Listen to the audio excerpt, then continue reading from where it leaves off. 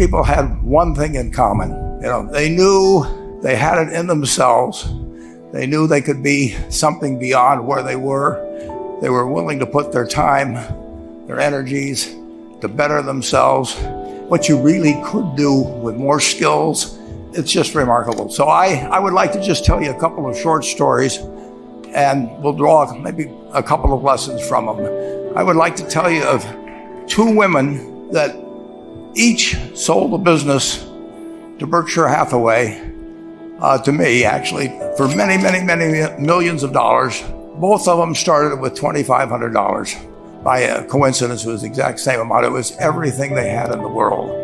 And one of them was a woman who landed in Seattle in 1917, couldn't speak a word of English, had a tag around her neck. The tag said Fort Dodge, Iowa.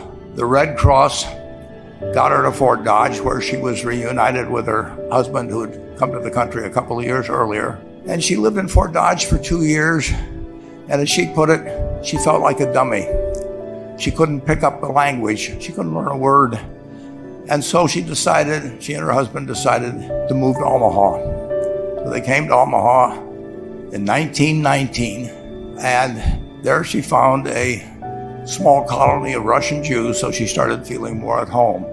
And then as her oldest daughter went to school, she would come home, this daughter, Frances, and she would teach her mother the words she learned in school that day. And this woman, Rose Blumpkin, spent 20 years saving money, bringing first her siblings over, her mother and father, $50 at a time. She sold used clothing to do it. She had 4 children during this period. And by 1937, after 20 years, she'd saved $2,500. She went to Chicago and she bought what she could of furniture. Her dream had always been to open a furniture store. And this woman who had never gone to school one day in her life, with $2,500, but with the same spirit that the people in this room had about having a dream and working to accomplish that dream, she built a business which she sold to me in 1983 for $60 million approximately, and which did $1.5 billion worth of business last year. The 4th generation is working in that business. This woman, Rose Blumpkin, she worked for me until she was 103. And then she retired and she died the next year, which is a lesson to all of Berkshire's managers that premature retirement, you can't tell what's going to happen. But Mrs. B, with her $2,500, one further fact about her, she could not read or write. And she went into a furniture business, and she didn't bring anything unique in furniture, but she brought a determination to succeed. She knew she could outwork anyone else. She knew she cared about her customers. She worked at very low gross margins, but she built this incredible business. And I saw one other woman who did a similar thing with $2,500, and I paid her hundreds of millions of dollars for her business. So I decided to go to the source and get these people before, I don't want you guys coming around to me asking me hundreds of millions of dollars. I'd like to join in with you much earlier. So I've followed this group, and today I'd like to tell you about one other small business person. This person, I went to buy his business from him, and he turned me down, which was very wise.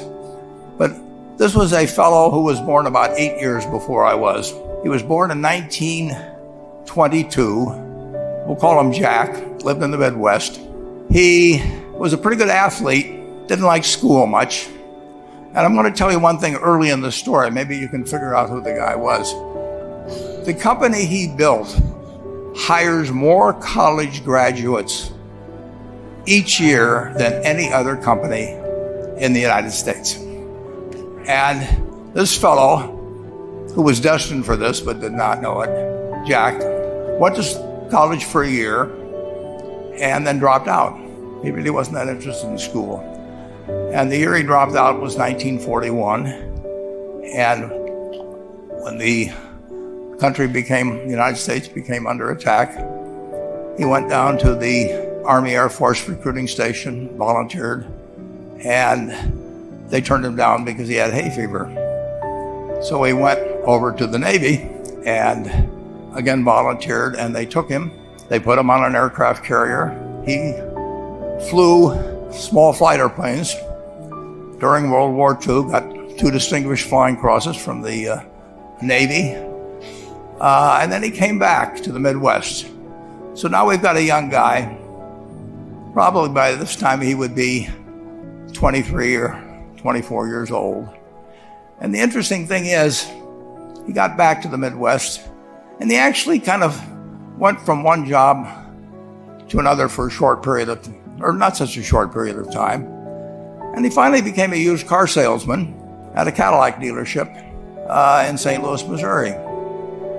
And at age 35, having moved up in the organization, the sales organization, he said to his boss, "Could I go into car leasing business with you?" The boss said, "Well, if you'll cut your salary in half and you'll come up with," I think it was $25,000, which he borrowed, "we can become partners in a car leasing company." So my friend Jack started at age 35 in the car leasing business. And he had 7 cars. It was pretty slow. In fact, one of the things he did was whenever the phone rang, he let it ring 3 or 4 times so people would think that he was very busy answering other phones. And of course, it was the only call he was going to get all day. So his first venture was okay, but it wasn't really going to go anyplace. And there's a lesson in this for all of us. At age 40, he decided, with 17 vehicles, 17 cars, he was going to go into competition in the rent-a-car business. So now he's taking on Hertz and Avis and National and people like that who have hundreds and hundreds of thousands of cars. And he's got 17 cars, and his cars aren't any different than theirs. I mean, he's buying them from General Motors or Ford or Chrysler. And he can't get the airport locations. Those companies have them all sold up. But he was determined that he would basically offer the customer, can't offer him a different car, but he can offer them friendlier service than they've ever seen. And so he started a company. He named it after the battleship that he'd flown from in the Pacific, which was the USS Enterprise. And he died about a year and a half ago. But when he died, his rent-a-car company, starting with those 17 cars, was worth more than Hertz and Avis and all the rest of the rental cars put together. The man's name was Jack Taylor, and his son, Andy Taylor, is a good friend of mine, runs the business now. A grandchild is in the business. There'll probably be a 4th generation along the line. So this man in the United States, he didn't invent artificial intelligence. You know, he didn't do anything that, just like Mrs. B selling furniture, I mean, that any one of us could have entered those businesses. But he lived by the creed, basically, of delighting his customers and working with people and establishing the relationship with them so that they in turn would want to delight the customers. He couldn't go out there and take care of every rental car possibility, but he learned how to project himself and his attitude toward his fellow man and his desire, to make a friend out of every customer. He managed to take very ordinary cars and turn them into this extraordinary business from virtually nothing. And it illustrates several points. One is, you don't necessarily get it right exactly right the first time. I mean, the car leasing business, basically you were competing on the cost of money to finance cars. And it's very hard to delight a customer when you just give them the car and tell them to send you a monthly check for 5 years and you'll be back at that time. So his talents were being wasted basically in that business.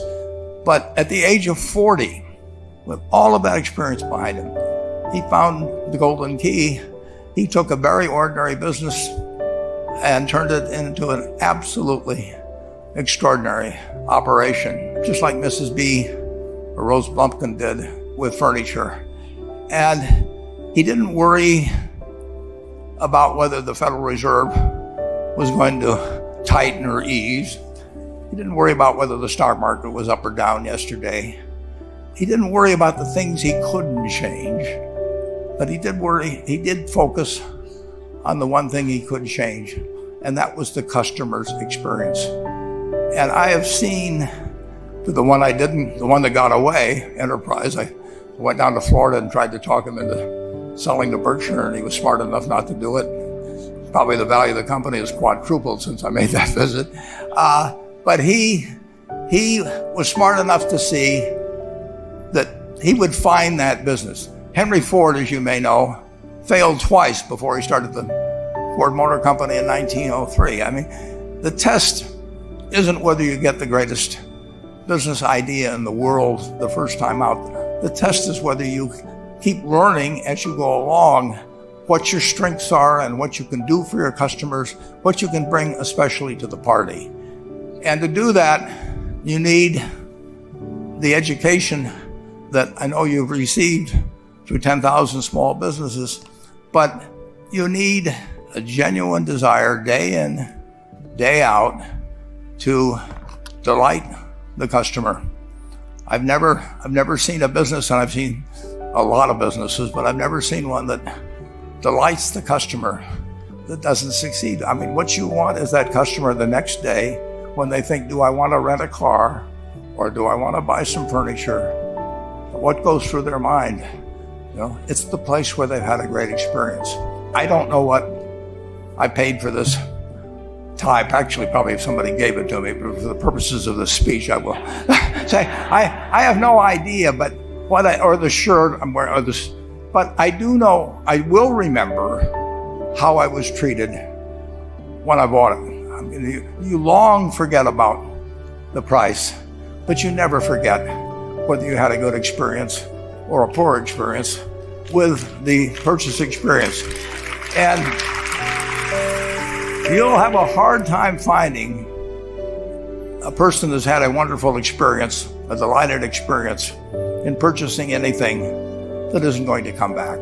And similarly, if the memory is of rudeness, indifference, whatever it may be, they're never going to come back. And as a small business owner, and as you grow, you have to not only be able to project that interest in people's well-being, in delighting them yourself, but you have to do it through other people. And you won't be able to do it through people who themselves do not feel they're being fairly treated, that their views aren't appropriately considered. So you really do have to learn to multiply yourself through other people. And I advise the young people to come to Omaha. We have a number of classes. The key is to, certainly in terms of your personal life, the most important decision you'll make is the spouse that most of you will likely have. And it's very important to surround yourself with people that are better than you are. You are going to move in the direction of the people you associate with. So you constantly, I've been enormously lucky in that respect. I mean, I've just had teachers and friends and a spouse that really was a better person than I was. And I had enough sense to learn from these people that life went better if you behaved better yourself. It took a while.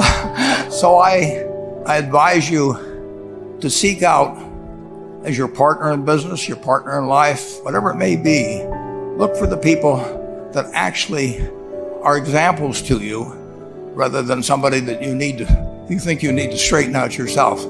And simple rules like that, delighting customers, working through other people, associating with people that will cause you to move in a better path than you might otherwise have. They will take you so far in life that it's hard to believe. I mean, they took Rose Blumpkin without being able speak a word of English, couldn't read or write, and they took her to what is now a $1.5 billion business. And incidentally, there's been no money put in it since the $2,500. That's been the total capital paid into the Nebraska furniture market. And I think if you looked at enterprise, I don't know their books the same way, but my guess is that very little equity capital has been added to enterprise over the years. The business built on itself. So I want to tell you, I admire this group enormously. When I met Dr. Mello's class on September 22nd, 8 years ago, I was thrilled. And I admire people that are doing what you have done. Working hard at your job at the same time, you took on an added, really, lot of hard work to further your skills. 99% graduate. I mean, that's a mind-blowing statistic. And I'm looking at 2,200 people here who I admire. I'm cheering for you, and I can tell you the best is yet to come. Thank you.